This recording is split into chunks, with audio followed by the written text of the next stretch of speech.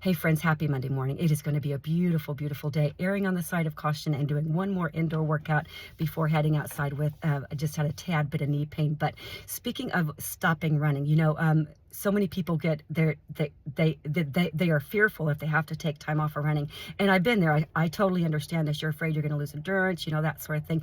And rightly so, because we do lose endurance. Our cardiac output, our cardiac muscle shrink. We get atrophy if we quit lifting weights.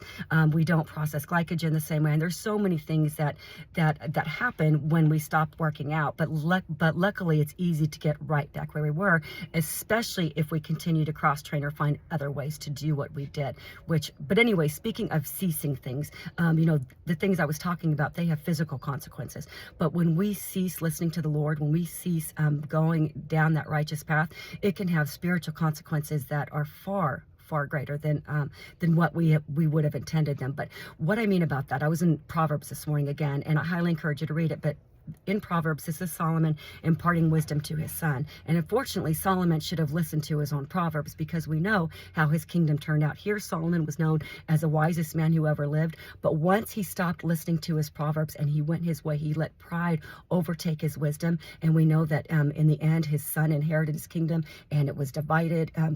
For all intents and purposes, Solomon lost everything that he worked for. He went the way of the adulterous woman that he warned his son not to go against, ended up with 800 wives, 200 concubines. I mean, Solomon's life is definitely an example for us to follow of how pride can get in the way of us following the ways of the Lord. And anyway, in Proverbs 19:27, Solomon was clear. He said, "Cease listening to instruction, my son, and you will stray from the words of knowledge." It's not a matter, he didn't say you might stray from the words. He said you will. He knew it. He knew that man was depraved, man was evil above all else, and that if we don't intentionally follow the words of God, if we don't follow God's instruction, we will stray. It's like, compromising to the ways of this world. We're on the right path, and without that plumb line, and that's what the Bible is. It is a plumb line. It is the same yesterday, today, and forever. It will never change, no matter how the world changes. But we compromise a little bit here and there, and we take 2 steps to the right, and we take 2 steps more and 2 steps more. These 2 steps don't seem like a lot, these 2 steps of compromise,